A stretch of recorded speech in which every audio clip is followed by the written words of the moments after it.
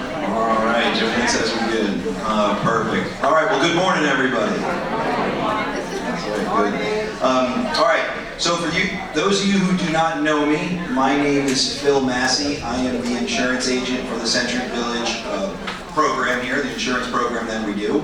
And this is our going into our 5th year as being the agent. So the first year was 2022, wild ride, and then 23, 24, 25, and now we are going into the 2026 renewal. So it is our 5th time doing this. I think we've gotten very efficient at it, so hopefully that helps make everyone's experience even easier this year.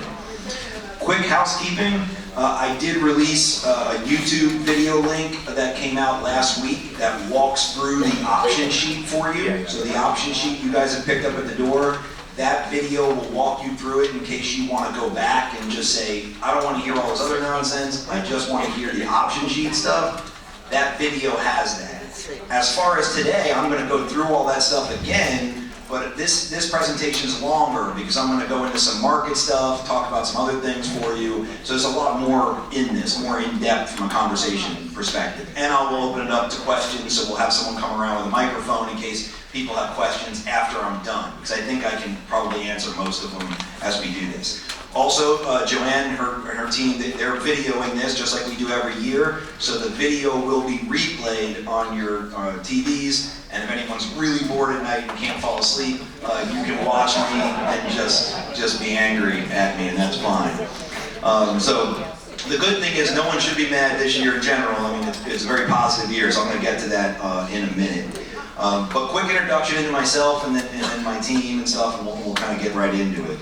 So again, if you don't know me, Phil Massey, my specialty is community association insurance. I've been doing this now for almost 21 years, so it's crazy to say that, but it's been that long.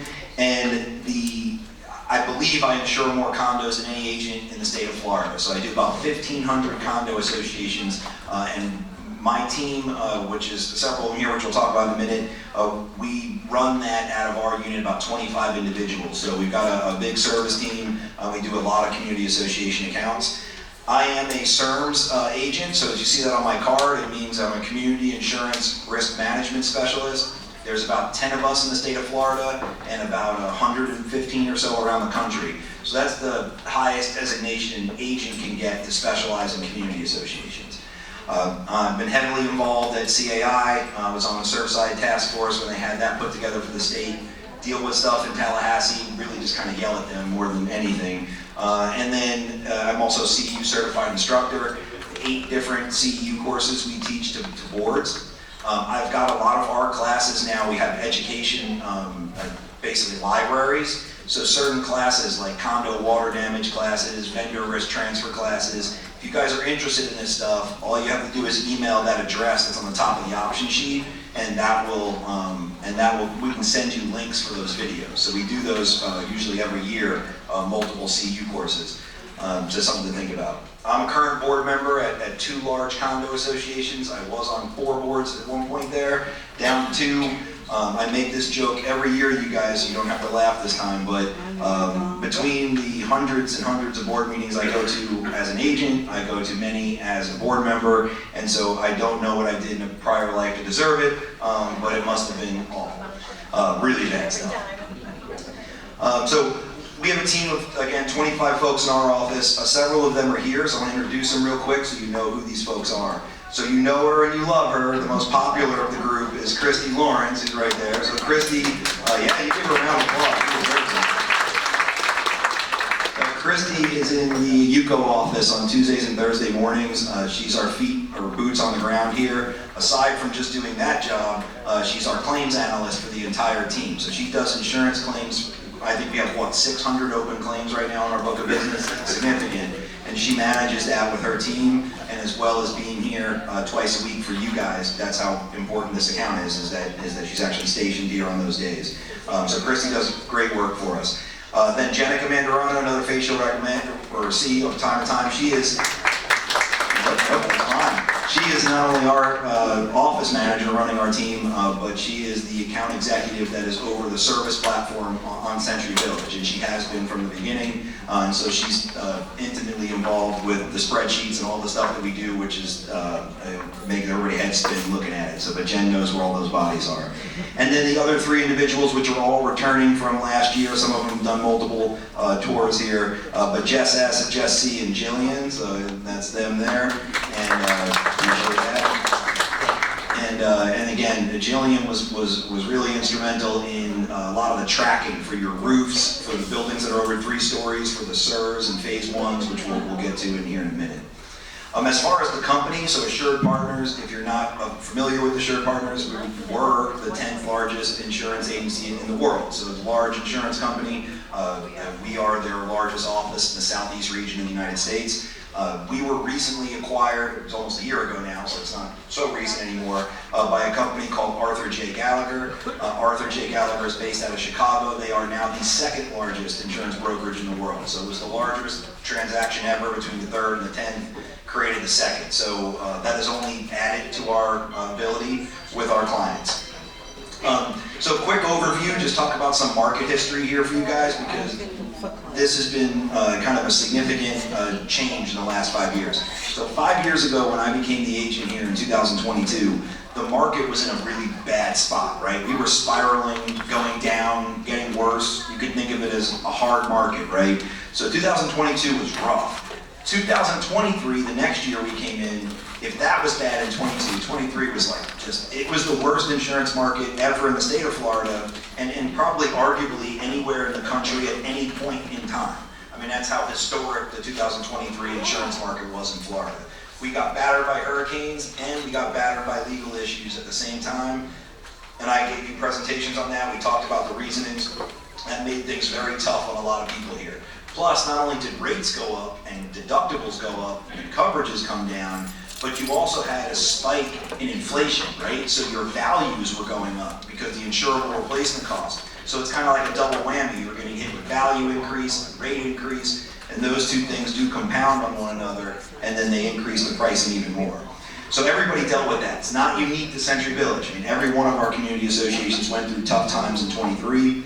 24 was also bad, just not as bad as 23. It was kind of by mid of 2024, we were kind of hitting the height of the market, and then it started to level off. And so last year, when we had our 2025 renewal, the renewal was very positive, much better than we had recommended the budget.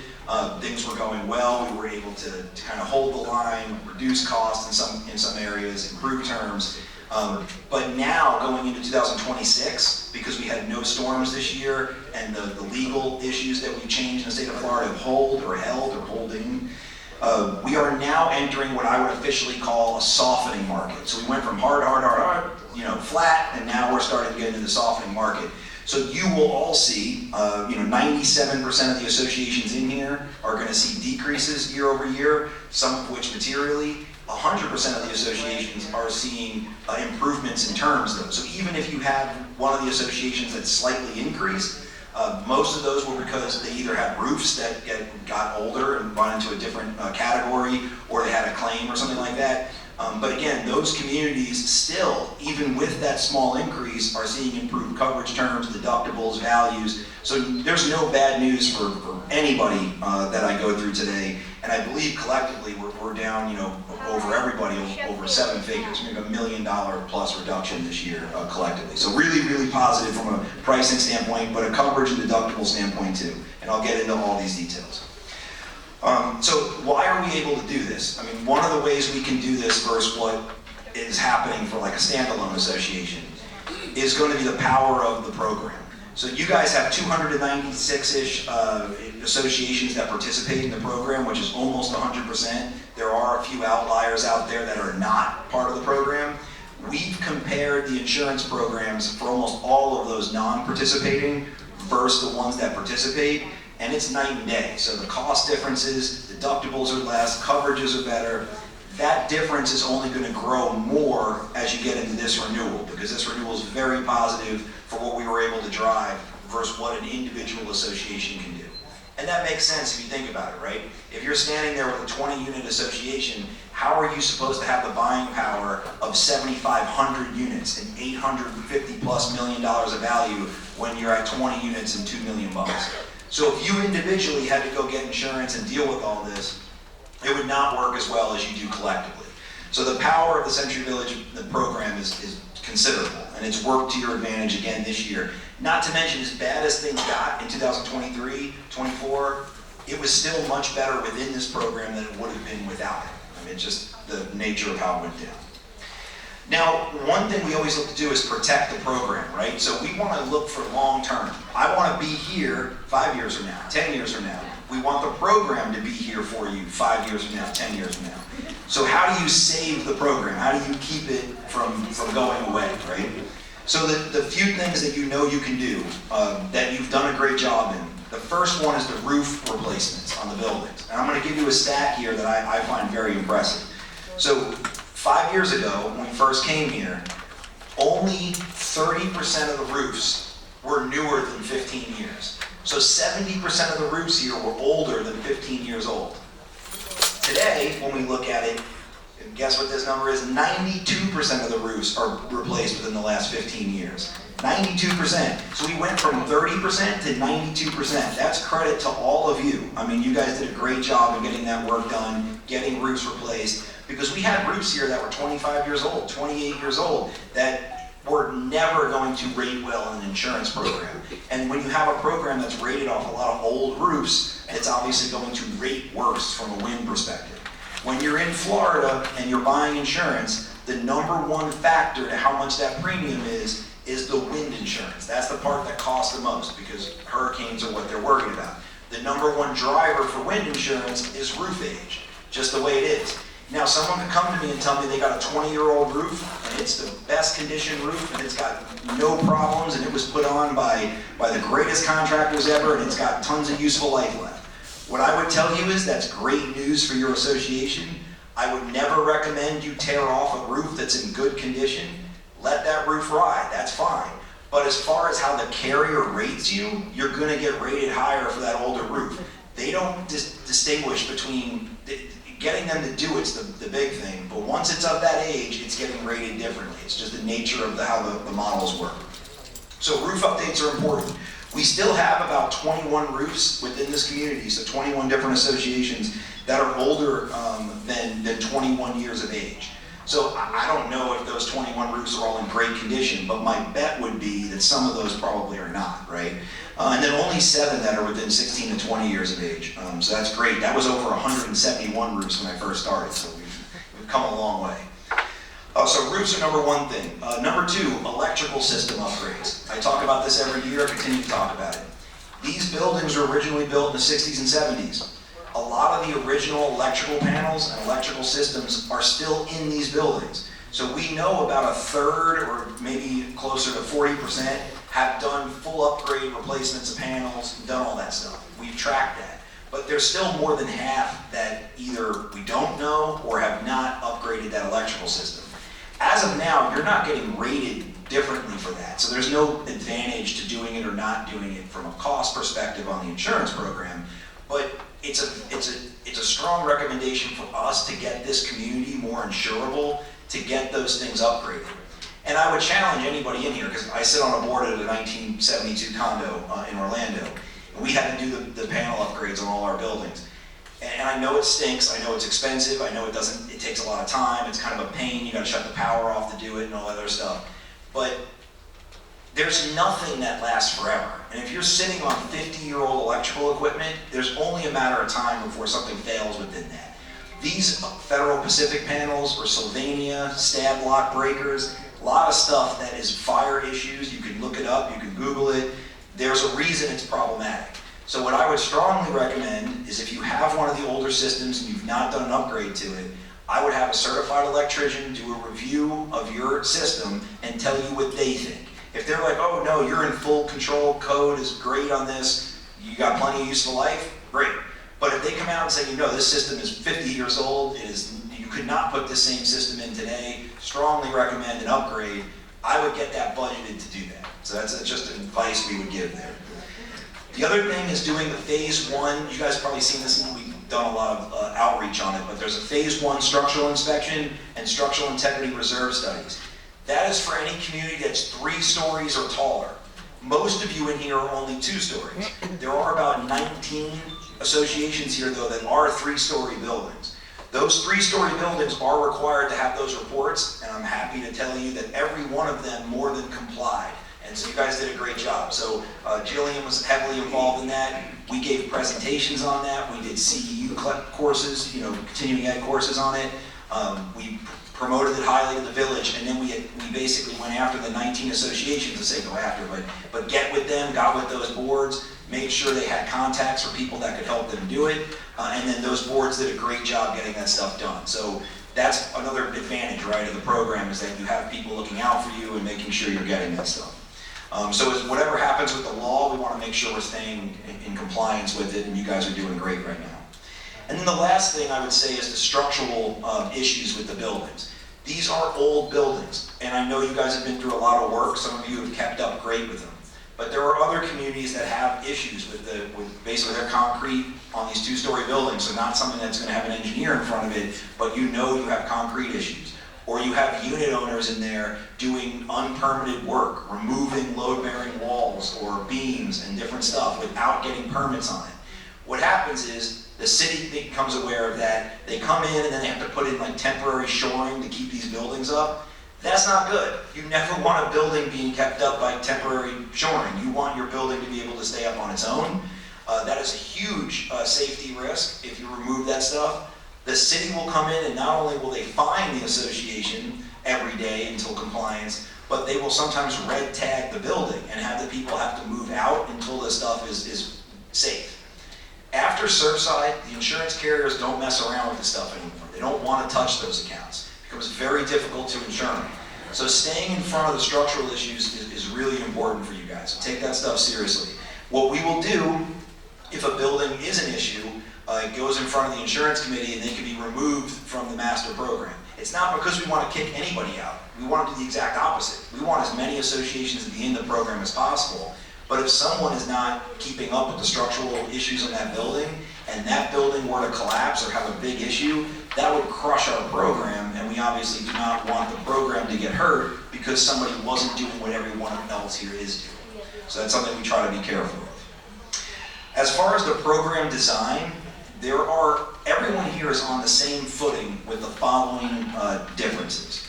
So there are buildings here that are poured concrete roofs and walls and everything, and those get treated differently because it's a different construction code. So there's a construction difference between some of the buildings. But from a rating perspective, the only way your rates change between, if you looked at the same building, like if you were a Norwich and a Norwich with the same number of units and the same values, the only differences there would be in your rate is if your Norwich, or whatever the community is, had a general liability claim in the last 5 years that was significant, so not just like something reported. A property damage claim in the last 5 years that was significant, usually over 10 grand, depending on the size of the association. Or you have a roof that is older than 15 years, so 16 years and older, or older than 21 years. So those are the 2 rating groups. So the older your roof is, the higher the rate is on the property program. And that's fair, right? I mean, if you spent the money to replace your roof 2 years ago, you shouldn't be paying the same rate as someone who's got a 25-year-old roof. I think everybody would agree with that.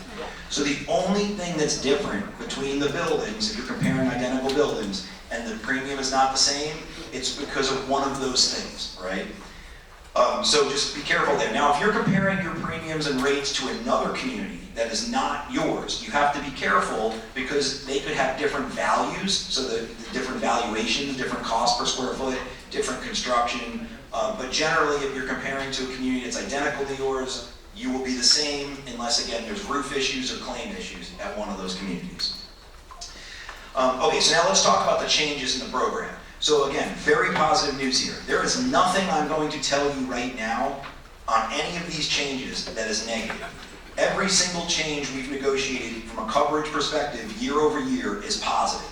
So there's no bad news. So I'm going to go through each of the changes and then I'll tie it into your option sheets in a minute. But I just want to go over each one individually so you guys understand. The first one is the property value increase. So 2025 was due to have an insurable value appraisal update for the entire village. Your last one was in 2022. Every 3 years, the state of Florida, through the 718 condo statute, requires you to get an updated insurable value appraisal.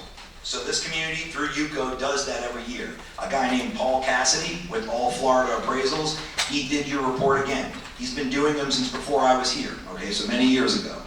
And in that scenario, the associations increased on average about 5% year over year.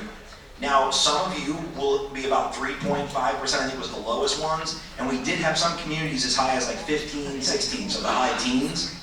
So again, that's the appraisal company coming in, looking at the type of building, your size, construction, age, and they're coming up with the value that you need to insure the building for. That is not something that UCO picks, that's not something the board picks, that's not something we pick, okay? So it's an independent, third-party expert, they come in and do that appraisal. Now, the reason it only went up by about 4 or 5% for you is that over the last few years, the carrier has tweaked up those values because of inflation and stuff. So we didn't have as impactful of a difference as we would have had we not touched it since the 2022 appraisal. So that 5% increase was not that bad. But that's a good thing. So again, everybody with 5% increased values. Now, if you look at your premium you're paying, your property premium is value times rate. So even if the rate goes down, and I'm just making something up here, let's say it went down by 5%, but the values went up by 5%, that means your premium would be flat, right? So if the rates went down by 10 and the values went up by 10, you'd be flat. So you just got to consider that in this. Now your rates are all down considerably, so it's offsetting that pretty good. The other one's another big one that Christy was telling me that you guys definitely wanted and we heard and we were trying to get done. We were able to reduce the non-hurricane deductible. So this is going to be a deductible in the event of like a pipe burst, you know, between units, like a feed line to a washing machine burst, or a fire, lightning, car drives into the building, giant pool inside your unit explodes. Whatever you have, that deductible is $5,000 now. It used to be $10,000. So it's been reduced from $10,000 to $5,000 for anything that's not hurricane related. All right, so that was a nice win because I know some of these communities are small and $10,000 and $5,000 is a lot of money, right? So we were able to reduce that to $5,000. We were also able to improve the coinsurance term. So coinsurance is a penalty for not properly insuring your buildings.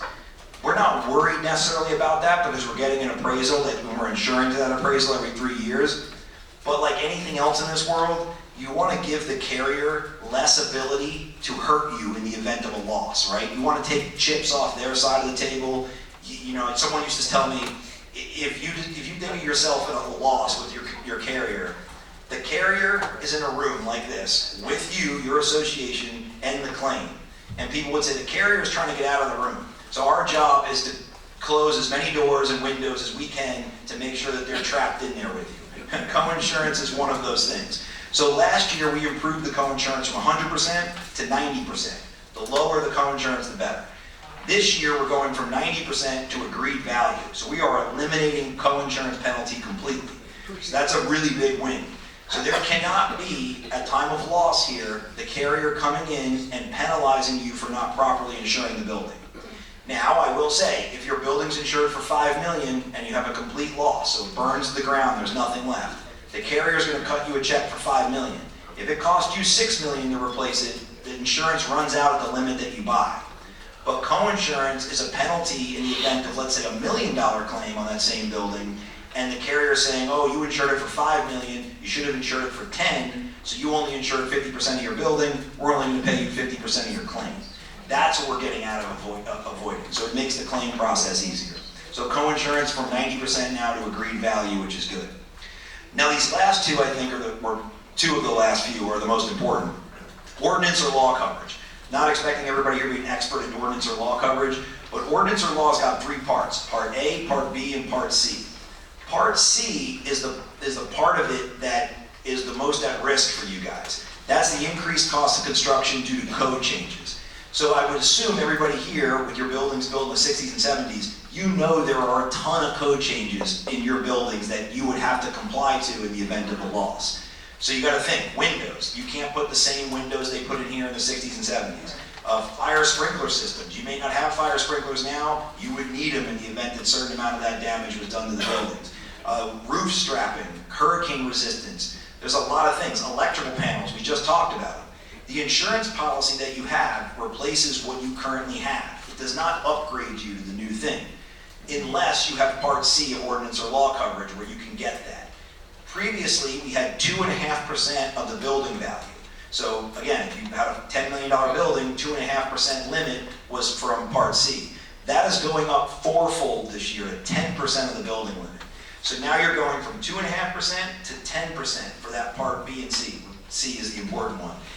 Very important improvement in coverage. I can promise you, most associations, if not all associations in the state of Florida that are as old as you, have nowhere close to a 10% ordinance in law. Usually it's almost impossible to get that coverage on the older communities, and if you do, you only get a small cell limit. 10% is about the highest you have on anything.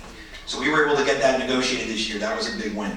And again, that may not mean anything to anyone right now, but I promise you, if you have a large loss at your building, that's going to come in huge in paying some of that coverage shortfall. And now, what I think is the biggest improvement in the program, and something we've talked about in prior years and we were able to deliver this year, is the hurricane deductible reduction. So we talked about the non-hurricane deductible going from $10,000 to $5,000. On the hurricane side, the deductible applies differently. It's a percentage deductible based on the value of the building you're insuring, right? So last year, let me take you back in history. In 2022, my first year here, your options for deductible were 1%, 2%, 3%. Option 1, 2, 3. Actually, it's just like you have this year. But in 2023, it went from 1, 2, 3 to 3, 4, 5. And then it was 3, 4, 5 in 2023. It was 3, 4, 5 in 2024. 2025, last year, we reduced it to 2, 3, 5. So we were able to get a little better deductibles in there. This year, the biggest win in the program is we've gone from a 5, 3, 2 to a 3, 2, 1 again. So back what it was back in 2022 and before. And my strong recommendation is to go with the best one, right? So that would be the 1% deductible. That's going to give you the easiest way in the event of a claim occurring, a large hurricane occurring. I'm going to walk through it. So I'm picking on Wellington D here. Is Wellington D in the room? All right, no, that's fine, but they're not saying anything bad about it. But I just used them as an example. So Wellington D has 42 units in it. It's insured for $5.7 million, okay? So 5.7 million, 42 units. If they have a 5% hurricane deductible, and you guys remember Hurricane Dorian? I used this example earlier, but from 2 years ago, it hit the Bahamas, crushed the Bahamas. But that thing was a monster. I mean, like, perfect eye wall, incredible symmetry, Cat 5 storm, and it was like longitude, latitude-wise, lined up almost exactly with West Palm, or just south of you guys. Had that storm come in, this community would have got hit with the northeast side of that storm. If it just kept coming this way, that would have been an epic loss. That would have been every single one of these roofs somewhere in Jupiter, right? It would have been a bad scenario. That was a bad storm. That had a 25-foot storm surge in the Bahamas. I've got family that told stories, people that I met that were experienced that storm. It stayed on them for days. It was like, you can't even imagine what that would have been like. So that thing went super fast and then just stopped over the Bahamas and Green Turtle and all those areas. Had that kept going and then just stopped here, I mean, I don't know. I don't know what would have happened to everybody. But the point being is that we came close in that year to what would have been probably a pretty big disaster here. My goal in putting this program together is to plan for that. Because individually, fires and pipe bursts and stuff, we're going to deal with those. Those happen every day. But that type of catastrophic event, that's a bankrupt event, right? That's the really bad ones. Those are the ones we want to avoid. And obviously, I have no control over that. Can't steer the storm another way. Can't go drop mercury on top of it or whatever they did back in the 60s. Can't do these things to try to avoid or steer them. So Wellington D, if that storm came through and hit you, and you had a 5% deductible, hurricane deductible, that deductible will be $285,000, or about 6.8 grand or $7,000 a unit you'd basically be paying, which is a lot, right? Conversely, if Wellington D bought the 1% deductible option, which is this year is new that we're providing, that deductible goes from $285,000 to $57,000. That's less than $1,300 a door. And when I say numbers that are less than 2 grand a door, what's beautiful about that is everyone here should be buying a homeowner's policy, an HO6 policy on their unit, the dwelling, right? When I say that, I know half of you aren't, but most of you, everyone should be doing that, but a lot of people just don't for a multitude of reasons. But if you buy that homeowner's policy, you have something called loss assessment coverage built in. gives you up to $2,000 to pay for a deductible for your community, for the hurricane deductible. That means Dorian could come through here, your association could actually afford the deductible, and on top of that, the assessment you pass to owners would be funded by their homeowner's carrier, and nobody here on a fixed income would get hit out of pocket for that. That's the goal. That's the way this program should be built, because I've got a lot of different communities, right? I insure the Armani building in Sunny Isles, where they've got like, everybody there, the units they're $20 million. I mean, that's a different story. You could pass an assessment for 50 grand a unit and they're still gonna be angry, but again, it's not life-changing. When you're on fixed income individuals, that's not what we wanna be doing here. We want the insurance to be able to not have passing assessments on for insurance purposes that bankrupt individuals. You're already going to be good dealing with enough when a storm like that hit that you wouldn't need to do that too. So hurricane deductible is important. So my recommendation is going to be the 1% option 1, option 2, if you need to, but that's what we're going to be talking about. I'll get more into that in a minute. So these are the last 2 things that we did, the last 3 things to note. Umbrella coverage limit increased. So last year, 4 million, this year, 8 million. So we've doubled the limit of excess coverage, which is nice, just good sleep at night to have additional limits there, which has always been a goal. So that goes over the 2 million underlying, so giving 10 million in total. And then legal defense policy. We added this last year, this coverage. This is now, it gives you 25 hours of free legal service. That's what we negotiated for the whole village. We got that updated this year to 40 hours. So if you, at any one of your communities, had a legal question for a community association attorney, you can call the number, email the link, we have this stuff for you, and you can ask those questions, and it is free until the village uses 40 hours, which is, we didn't even use our 25 last year, so 40 is enough. And if you end up getting into a spot where everybody's using it and need more, we'll probably be able to negotiate more. But it's free legal advice that's there for you too, so a lot of people don't know that that's there. And then the last thing is the interest rate. So anybody here that finances your premiums, the interest rate last year we negotiated was 6.5%. This year it's going to be 6.3%. So the interest rate is lower, so that will lower the financing cost for those that do finance. And I know you may say 6.5 to 6.3 doesn't sound like a giant drop, but if you were to go out on your own as a association paying $20,000 in premium and try to finance that, the rates would be probably pushing 10%, because the lower the interest or the lower the premium, the higher the rates. So in our community or our office, it's like 9% for that size. It doesn't get into the 6s until you're into several hundred thousands of premium. But because of collective premium here, we're able to get that rate, even though individually you're getting your own sheets. So that's also positive. Okay, so let's get into the option sheet breakdown. And so the whole thing I just said at that point, that's all the new stuff, right? The video that I put out is going to be what we're going to talk about today. And then again, we'll open it up for questions afterwards. So as I noted before, there is a recording, a webinar of me doing this section that you guys can see and look at if I go too fast here or there's questions afterwards. Note that this is participating associations only. If anyone here that's not participating in the program, we'd obviously love you to be, but just got to see or talk to us if that's the case, if there's anyone there that is. All right, the due date, very important. On the top of your sheet, and I'm looking at this one here, it's the same one I did on the webinar, so your first page. The top of your first page is going to say this is the 2026 insurance program. The option sheets are due by December 18th. By noon, either at the UCO main office, dropping them off there, or sending them to this email address, cbwpd@assuredpartners.com. You can scan them to them. You can take a picture with your phone and email it to it, whatever you want to do. But you just want to make sure you get it in by that date. If you do not get it in by that date, option 2, which is the middle option, will be selected for you. So again, if there's 300 participating associations, about 100 every year don't sign a sheet. So it's not uncommon. About a third just get into option 2.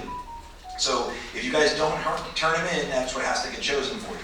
The reason for the timeline, and this timeline's been identical basically every year. So last year, instead of the 8th, we presented this on the 9th, and it was due on the 19th. This year's the 8th and the 18th.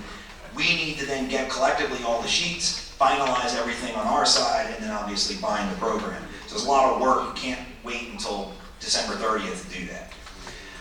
As you go down the sheet, you will see your association name on the top left. Okay, so that is really important. That is that better be your sheet you're looking at, right? If you're in Norwich K, don't be looking at Norwich I. You want to look at Norwich K, that's important. And then the units should be the number of units that are in your association. If you believe that number is wrong, let us know, but this stuff's been vetted, it should be accurate.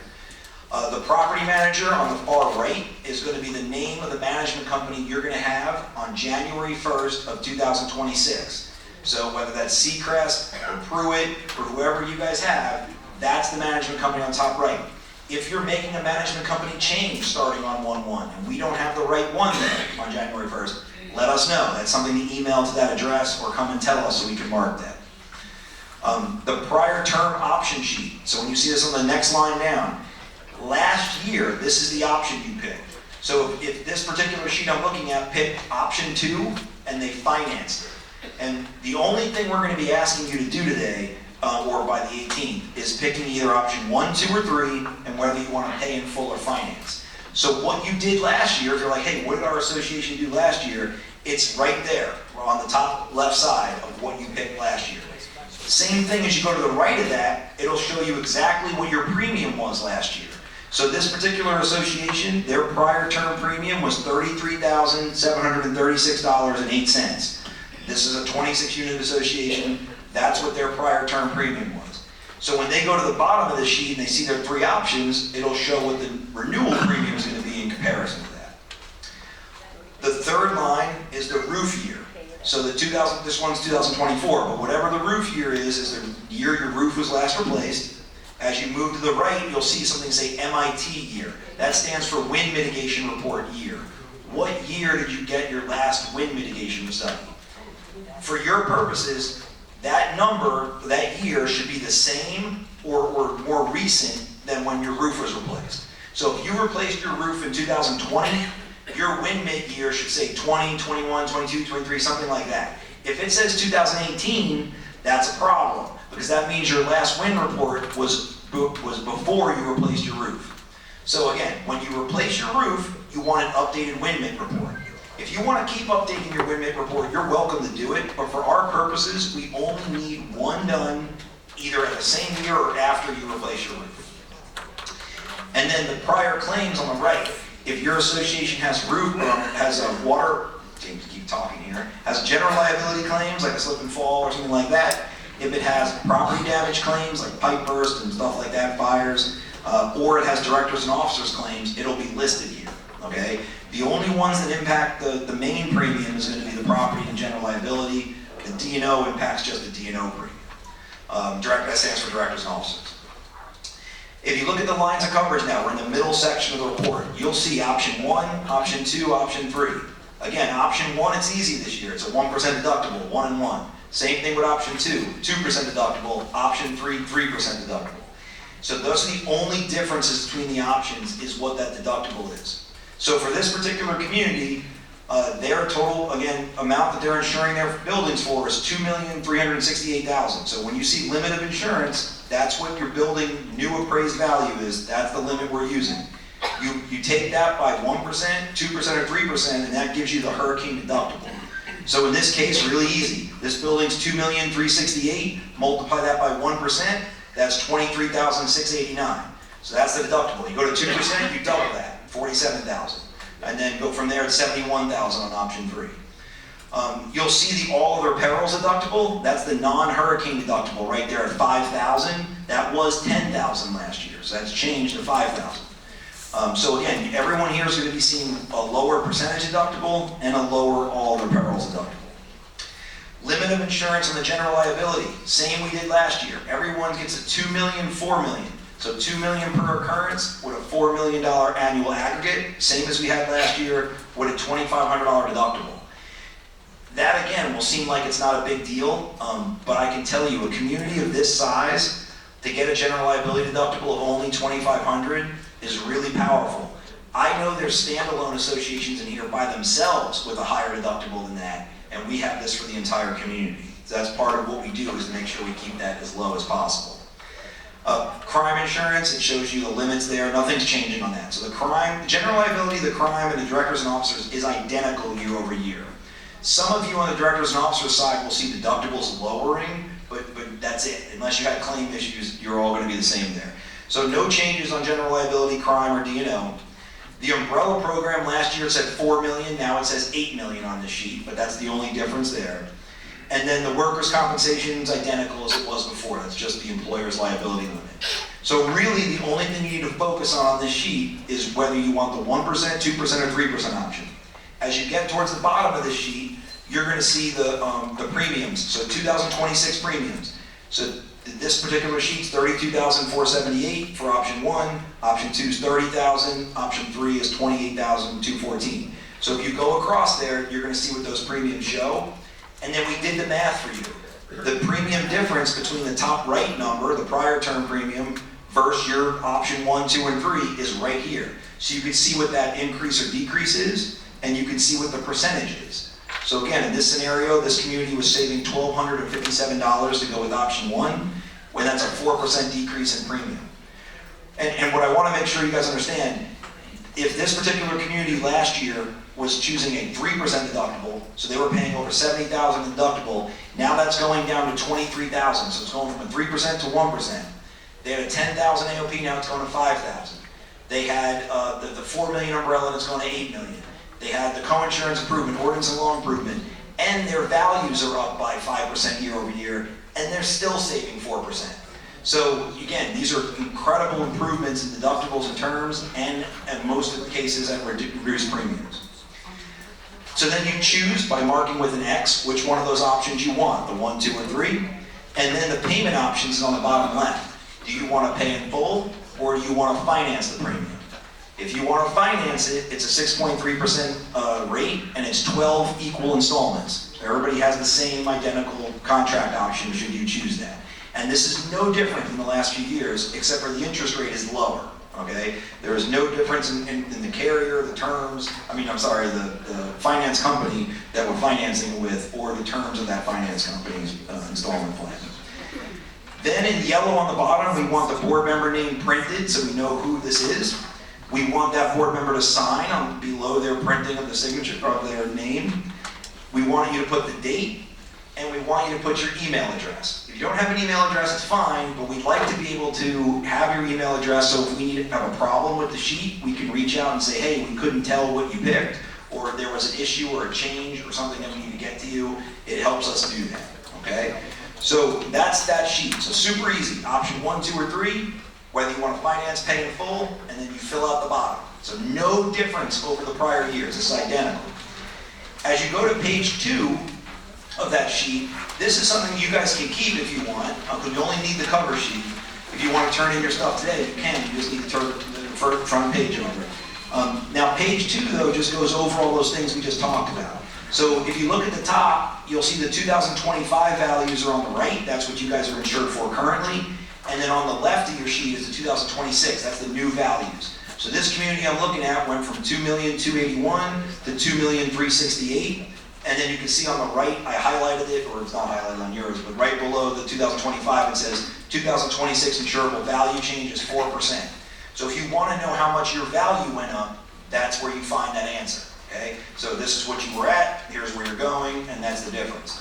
As you go down, the valuation and replacement cost is the same, cause of loss is special, those are the two best, and then co-insurance is agreed amount versus it being at 90% like it was last year, so that's improvement 1, or improvement 2. So you have the value increase, you have the co-insurance change, and then the wet rot, dry rot bacteria, that's the same. Ordinance and law, remember I talked about that earlier, Part A full, Part B and C is now 10%.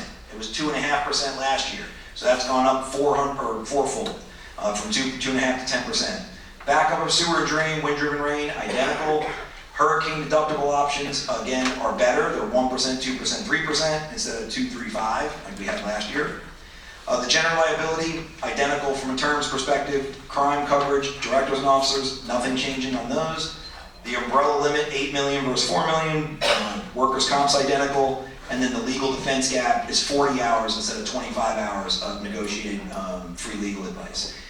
Now the bottom of page 2 is important. This is like, and it's not a disclaimer, it's not like it's small print on the bottom that's trying to get as a gotcha, but I need to make sure you guys understand this because every year this is going to happen. What we're showing you here right now is not the final premiums. We still need to see which options you all pick, and this all has to get calculated.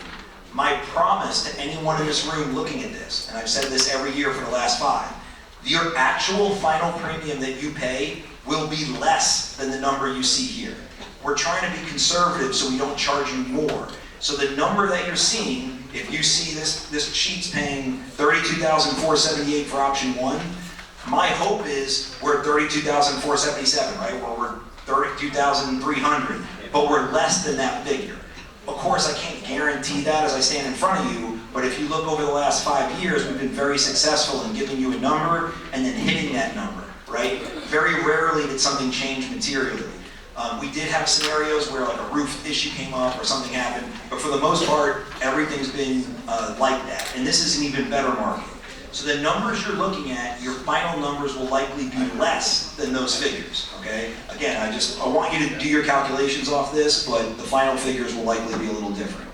So things can still change, because obviously we're a month out from renewal, we've got a lot of work to do, we've got to get everybody's sheets in, calculate all that stuff, but that's what we believe these final figures will be. All right, let me see if I have anything else for you before I open it up for questions. Okay, so just a quick recap, just to make sure we're all on the same page, and then we'll open up to questions. Due date, top of the first page, December 18th, it's a Thursday, by noon, ideally before then if you can. The earlier we get it, the better. You have the email address there, and obviously a UCO office. If you give us no response, you get option 2, okay? So that's the standard, it's been like that every year I've been here, and before my time. Premium reminder, again, the premium will be different than what your sheet shows, but it will likely be less than the number your sheet shows, not more. And then I am here and our team is here tomorrow. I think we're in classroom C, which is down the hall. We'll be there from 12 to 2. If you guys have questions or want to pick up option sheets or anything, feel free to come and see us from 12 to 2. And then again on Wednesday, we will be there from 12 to 2. So we will be in person the next 2 days to help with anybody who missed this or sees it on TV and wants to ask additional questions. So you guys are getting this in the YouTube link, you're getting the video that'll replay, you're getting it in person, and then in person again the next 2 days. I won't be doing this presentation again, but we'll be there to answer questions and hand out sheets. So let me open it up to questions. Does anyone have any questions? Okay, we got one back there. So who's running my mic? Jillian? All right, guys. Well, I'll repeat the question if I need to, but try to speak loudly because you want the camera to pick it up. On page 2, okay, second item is general liability and an exclusion of medical expenses. Usually medical expenses, part of any lawsuit, has medical expenses in here. How do we get covered as an association? Okay, great question. And so I apologize that you're giving this presentation and all these things I can get into, but that's a good thing to point out. Medical coverage is included. It's 100% included. That term where it says medical expenses, that is not medical expenses like you would think. Like if someone got tripped and fell and got hurt and had to replace a hip or go to the hospital or go see the doctor, that's fully covered. What medical expenses is, it's an insurance term for money the carrier can pay an individual without a lawsuit. So an example would be, let's say someone was walking here right now to come ask me a question. They tripped and fell on this carpet and they broke their arm. There's nothing wrong with this carpet here, right? I'm assuming it's fine. The person just fell on their own. It wasn't anything anyone did. That person sometimes will bring a lawsuit, even though there's no fault of the associations involved. Medical expenses is the ability of the adjuster to pay medical bills to keep them from bringing a lawsuit. That sounds great in practice, but in the reality, it'll all just piss you guys off. Because everybody as a board of director is like, what do you mean that person's getting new teeth because they fell over their own feet? Or their dog pulled them down while they were doing a walk. There was no fault of the association. We shouldn't get hammered for this. So all community associations will usually either eliminate medical expenses completely or lower it to about $1,000 because you don't want these nuisance things happening. If someone's legitimately hurt, the carrier is going to pay for them if they were hurt due to your negligence. But if it's because of something they did, you don't want to end up getting on the hook for that. So that's why we eliminate medical expenses, because it ends up just hurting you from a claims perspective. It doesn't hurt the people. If they're still hurt, they can still sue, and all that money's still there for medical bills. But this is to prevent that adjuster from just writing checks for something that you are not at fault in. So that's why we do that. It's a good question, but it's not something that hurts you from a coverage perspective. It helps you. Yes, sir?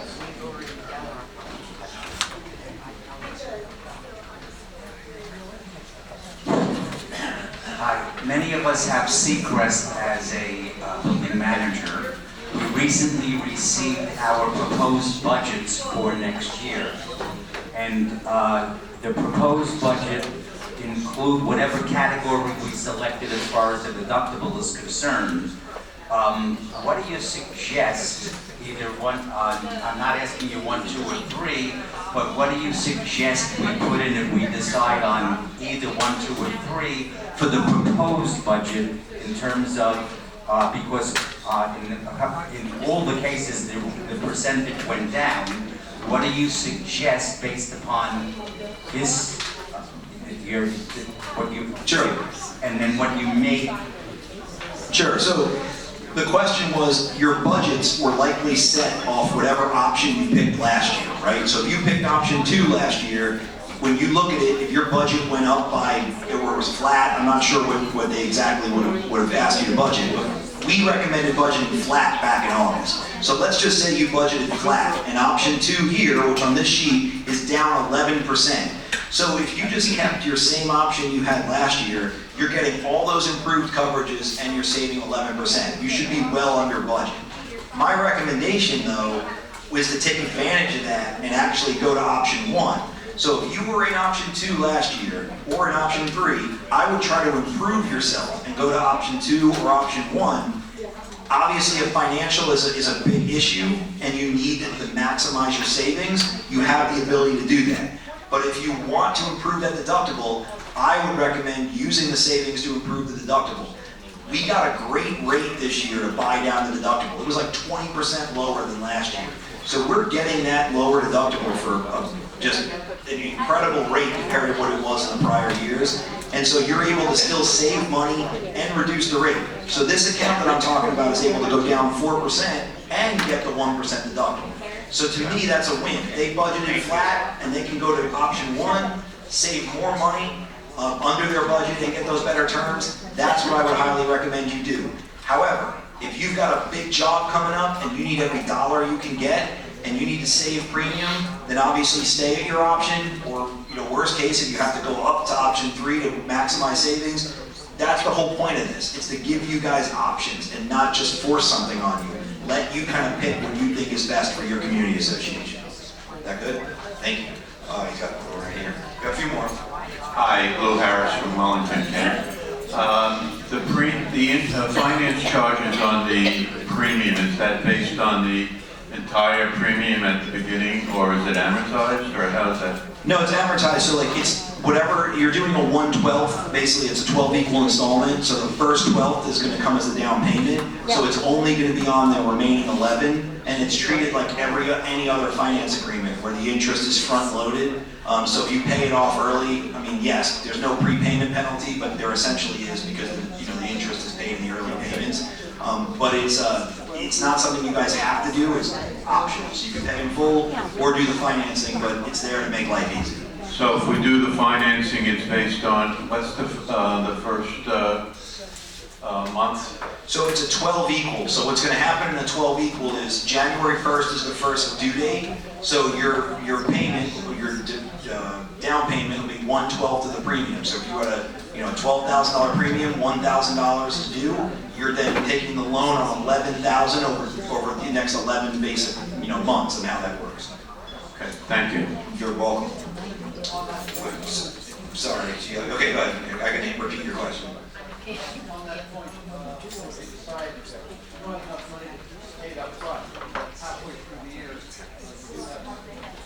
Yep.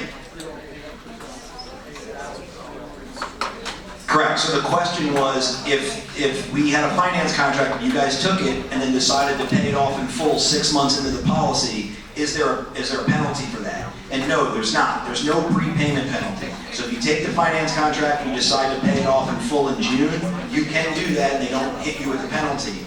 But like every other loan, most of that interest is front loaded. So is it hurt you? No, but ideally if you could pay it off in front, it'd be the better thing to do.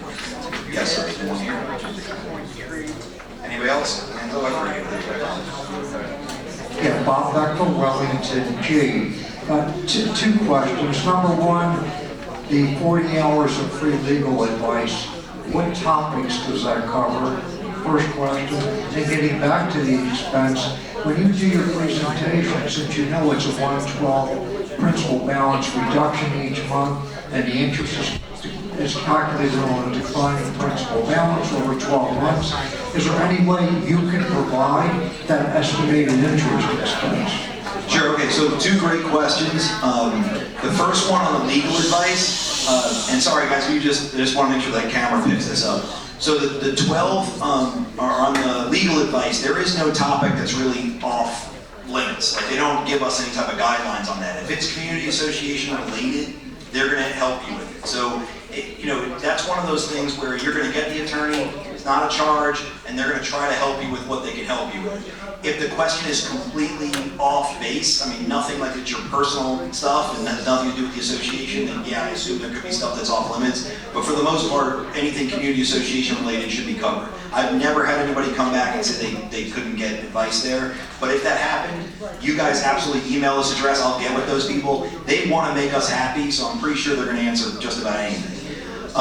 The second part of that question is actually a really good point.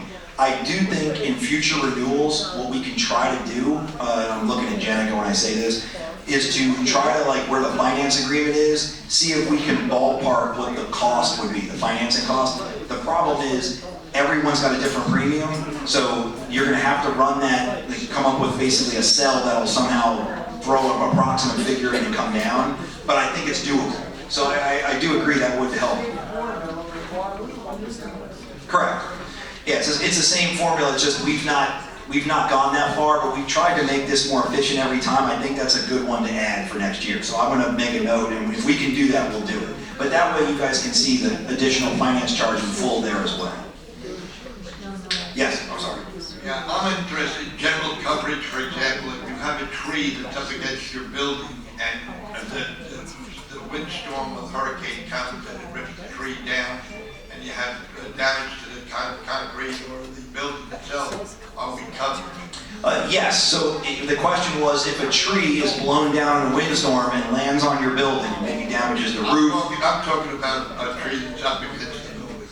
It doesn't matter where the tree is. So if a tree, this is a good question to kind of go over. If a windstorm blows a tree down in the yard and the tree doesn't hit anything, there's no coverage on our program for that. There's no coverage for replacing trees or landscaping. However, if that tree falls on something that's insured, so it falls on the building, then the cost of removing that tree and the cost of any damage to that building is covered by the insurance policy minus the deductible. So that it is covered. It doesn't matter how close the tree is. If the tree blows from the next neighborhood over and goes through your windows and through your building, you have coverage for that, but it has to hit something that's insured, which would be the building. It can't just fall in the parking lot. Secondly, if the faucets fall or they drop, are we covered for that? Yeah, I'm sorry, say it again? The faucets, in other words, where your building has an overlay, you have faucets underneath. Soffits? Yeah, if they drop, what happens? If the soffit, we see this claim a lot, right? Wind comes and blows up and the soffits all rip out from underneath the roof, and the damn soffits can be expensive. I just went through replacement at a community that I'm at. That would be covered. The soffits are completely covered minus the deductible in the event of a storm. It's part of the building. Yes, I ma'am. just wanted to comment on the APR calculation. There's actually a free Google APR calculator, and you just put in your numbers and it'll give you the exact breakdown down at the very bottom. Make sure to take out any down payment. Yeah, that's a good idea. So again, if you want to, on Google, and I know we're going to try to enhance this next year, but if you wanted to go and just take your total premium and remove the down payment, so if it's 1/12, you remove 1/12, take the balance, put it into Google over 6.3%, and then it'll stick you pretty close to what your interest payments would be for that term. Over here.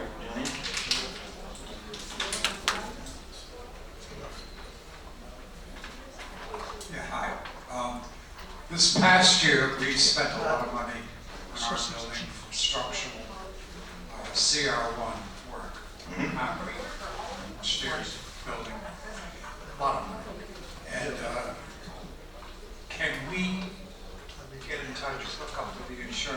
so that we can get a better rate on our insurance for our building?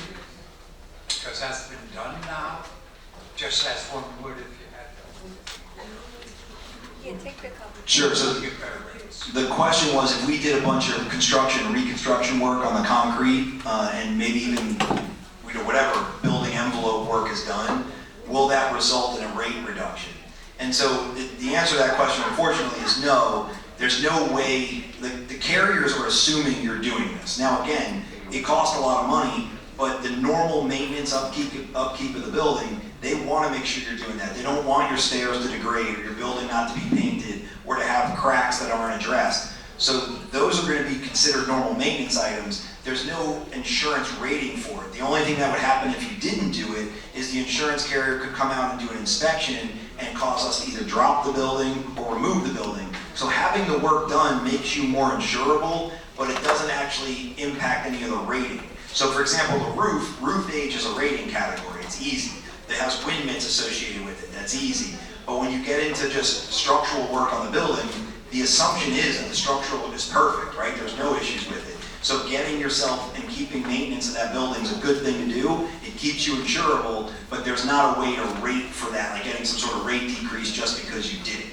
Now, I will say, there are communities here that have been removed from the program previously because they didn't do the work. Then they did the work and they're a big success story. They came out the other side and we've now brought them back into the program because they've got themselves up to where they needed to be. Yeah, we got one here, a few more there. All right, let's go this way and then I'll come around. Mitigation, are you advising us to have a mitigation report every 5 years, or did you say just after the new roof is put on? So for me, I only need it after you do a new roof.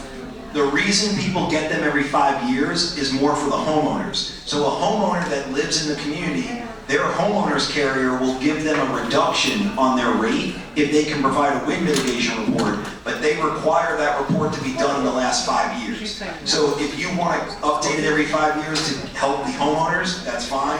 For our purposes, we only need it after the roof's replaced. Just a simple question. When are we going to find out the actual premium? Okay, yeah, so the final How will premium, that be communicated? yeah, so what's going to happen is the way the final premium will be communicated is that an invoice is going to be sent to the management company. So when that's done, when everything's finalized, the management company in your communities will get the final premium. My word to you is it'll be less than what you're looking at on the sheet, unless you have some sort of weird circumstance. It should not be more than that. But what that final number will not be until it's given to the management company, which will probably be the last week or so of December. Okay, go ahead, just, you're loud, and I can repeat it. Go ahead.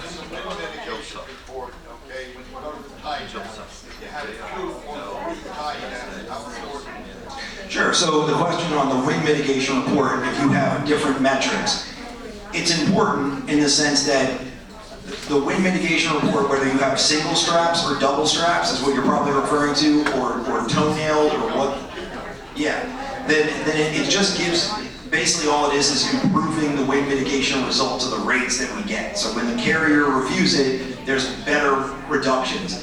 What I would tell you is the roof replacement itself is the most impactful. So those little differences aren't amounting to all that much if the roof's been replaced. That's going to be your biggest savings, is just having a new roof. Those other metrics are helpful, but they're just not, the material. Yeah. Hi, I'm Nancy from Dorchester. We've had an unusual year this year with lightning strikes. Mm-hmm. What occurs with the buildings that do get hit by lightning on the roof? Sure, so lightning is a covered peril. So if your building gets struck by lightning and it damages the roof, causes a fire, burns out electrical panels, that is all covered claims under our policy minus a $5,000 deductible, where last year would have been a $10,000 deductible. So if that happens, it's covered. You report the claim to us, we would take care of it. It is not something that's excluded unless the loss is below the deductible. My name is Janice Laho and I'm from Berkshire C. You mentioned, I heard you say the envelope. Now that I would like you to clarify, that is, I'm under the assumption it covers if a hurricane comes and there's people that have window damage, door damage, air conditioner damage, that falls under the association. Correct. So And- sorry. If the windows were not updated to impact windows, what is the replacement on those? Sure. So the question on, in the event that occurs, your insurance policy, the association's policy, when I use the term envelope, I only meant for like the construction work being done in the envelope of the building for like those type of reports where you're doing concrete work and stair work. But the insurance policy actually is a bare walls policy. So the state of Florida, if you picture your building, our insurance program is covering everything in that building except for the wall and floor finishings inward for the most part. So if you're a homeowner there and you buy a homeowner's policy, your policy is insuring the floor coverings, the wall coverings, the cabinets, the countertops, the contents, your window dressings and all that stuff. All of that is covered by your policy. Everything else is us. So the windows, the doors, the roof, again, the AC systems, that's the association's responsibility to insure. Remember, I said to insure, not to maintain. So your documents may require maintenance differences. So you're almost certainly required to maintain your own HC system, right? If it backs up, if it freezes, but if it blows off the building in a storm, that's the association. So it's different between an insurable loss and a maintenance loss. So in the event that you have windows that blow out in a storm, the cost to replace them is going to be on the association. And we have that 10% of ordinance and law coverage to bring them up to code now. So we'll likely be able to replace them with the current code windows. And in addition to that, let's say we had a flood, which anything could go, but I wouldn't think we would have the canals come up with the hurricane and have a flood in our units. Does that cover your appliances? Okay, so you hit something there that's different. When you say flood, like canals coming up and exterior water flooding in, we have no flood insurance in this program. Okay. So there's never, to my knowledge, been flood insurance at the Century Village Master Program. If any individual condo here wanted to purchase flood insurance, each building would have to buy its own policy anyway through the National Flood Program. That is something that we can do for you, but it is not automatically included in the program. So when you say flood, if it's like a pipe burst, water from inside the building, we're covered. But if it's external water that rising in the street and flooding into units, no building here has flood insurance. No building here is in a flood hazard zone either. So this zone is an X non-flood hazard zone. It's not a special flood hazard zone. If it was a special flood zone, you would have to be buying flood for lenders. That doesn't mean you can't flood though. Obviously it can happen. So if someone here wants that, they can let us know. We can quote that for them. But currently that's not included in the program. Okay, thank you. You're welcome. Joanne? Yes. I'm not buying it. Thanks. Can you just mention the distribution, the way we've done it in the past? Are we going to continue with the thumb drives going out to the management companies to be distributed to each association? I'm not sure. What are we doing with that, Kirsty? Jen, are we doing the thumb drives again? Yes. So what happens is we get everyone's community. It's good question, Joanne. Good for the camera as well, for the video. So the way we do this at the end, when all the policies come in for your communities, we get all the policies together and we put them on thumb drives. So individual little thumb drives, and we get all those thumb drives delivered to the management companies. That way the management company has copies of all of your policies and everything's done digitally. We do that to make life easy on everyone here, so you're not having to track it down, ask questions. It's automatically going to be done for you, and we're going to do that through the management company so they have copies of your policies. With that said, if at any point you were like, hey, I want a copy of whatever policy or something, you just email this address up here and we'll help you. It's not that we can't, we just try to do that so that everybody gets what they need up front. And that usually takes a few months after the renewal for all that stuff to come through. Yes, sir.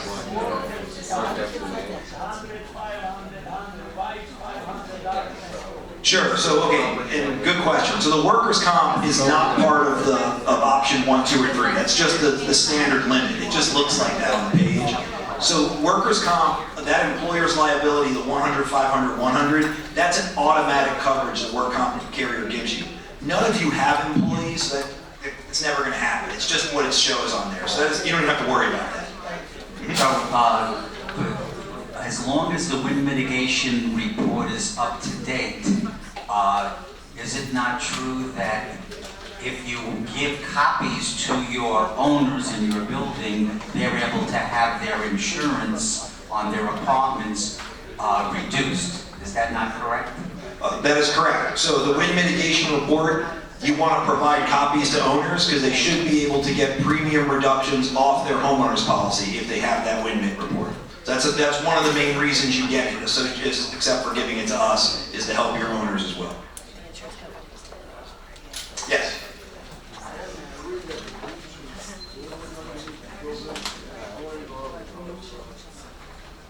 Plumbing?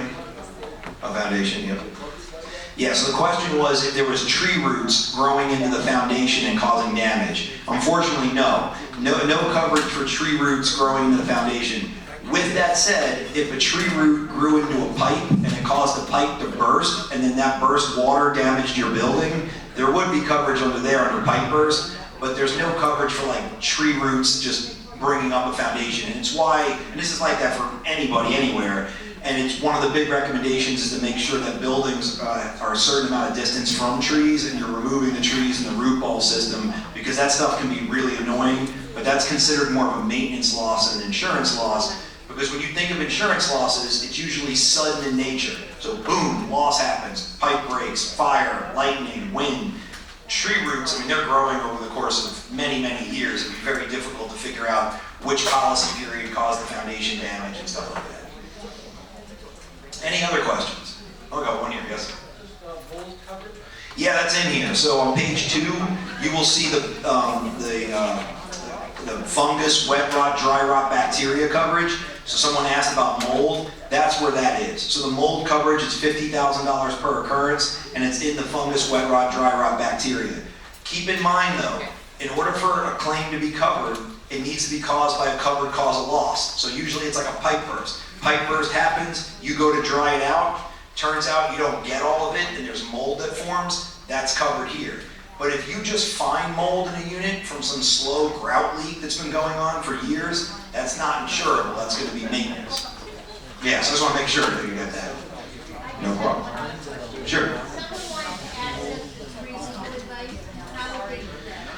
Good question. What we're going to do next year, I want to actually put the link on these sheets we give you. If you email us, we'll give you the number to call and stuff. We just don't have it on here, but it's not hard. So we can give you the number or the email to get the free legal advice. We just need someone to contact us for us to give you the info. Mm-hmm. You're very welcome.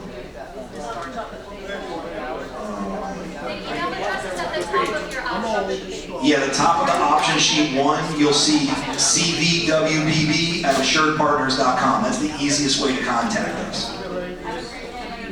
Okay, one more over here.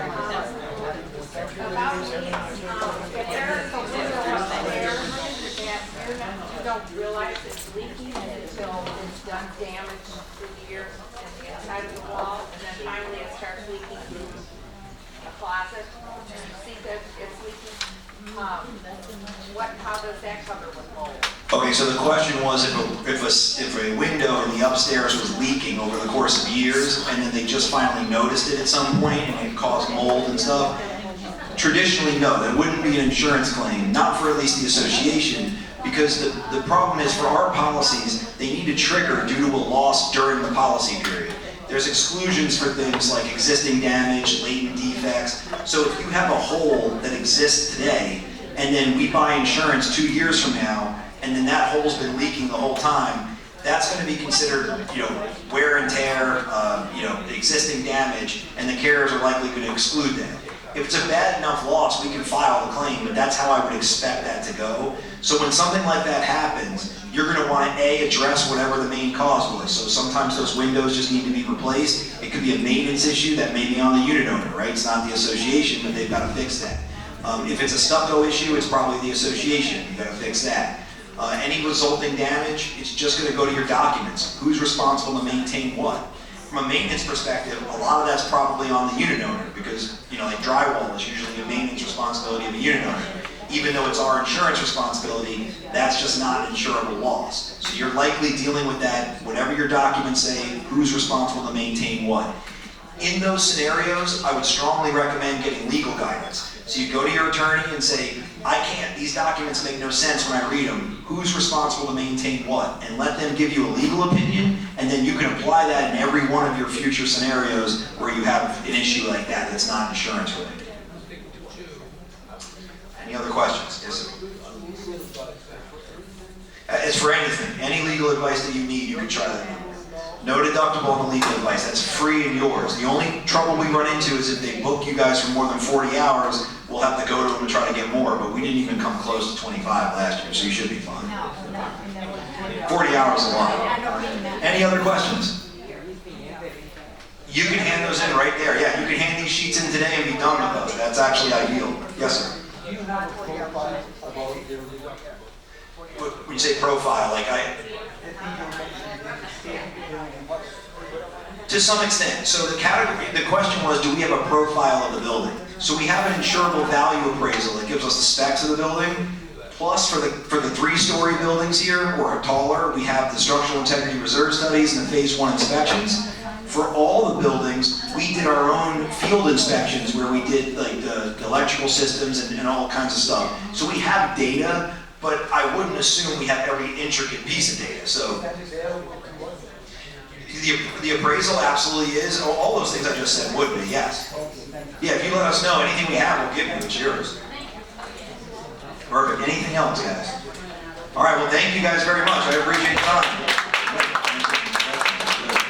All right, have a great day.